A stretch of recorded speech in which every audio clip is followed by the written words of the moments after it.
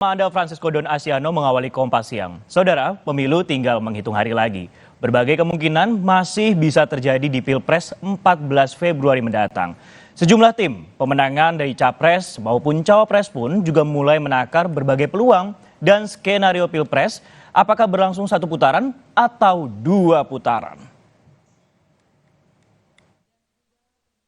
Saat perayaan Imlek di Kelapa Gading, Jakarta semalam, Dewan Pengarah TKN Prabowo Gibran, Hasim Joyo Hadikusumo mengatakan berharap Pilpres bisa berlangsung satu putaran. Hingga masyarakat memiliki kepastian dan pasangan nomor urut 2, Prabowo Gibran, dapat segera mengeksekusi janji-janji kampanyenya bagi seluruh rakyat Indonesia. Tahun naga ya, tahun naga kayu. Ini sangat menguntungkan ya bagi manusia ya. Dan saya kira bagus sekali untuk Prabowo dan Gibran. Dan minggu depan hari Rabu ada hari Pilpres, hari Pileg juga ya, kita akan merayakan ya bersama komunitas Tionghoa dan komunitas lainnya. Dan kita berharap kita bisa nanti satu putaran ya, satu putaran supaya nanti bangsa Indonesia tidak perlu terlalu banyak menunggu lagi hasilnya. Kita ya berharap sekali putaran.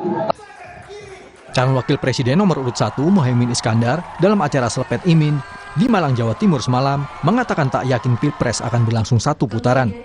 Semua metodologi survei akan diuji kesahihannya di hari pencoblosan, apakah merupakan penggiringan opini atau benar persepsi masyarakat.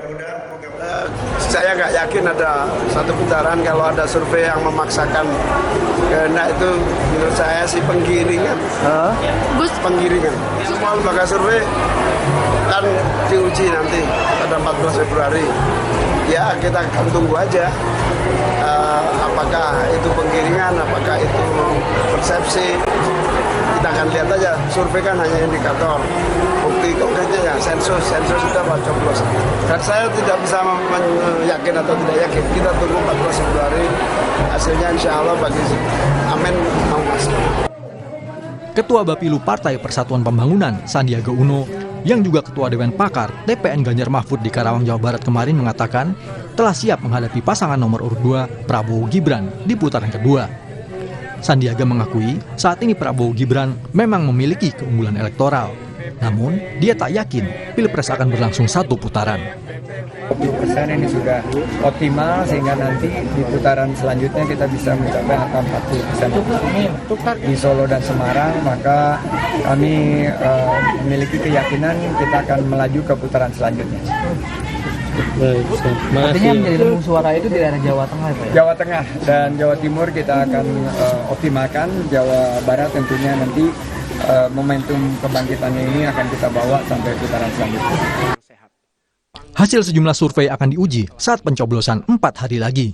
Bagaimanapun, pemilik kedaulatan tertinggi di era demokrasi adalah rakyat Indonesia. Tim Liputan, Kompas TV.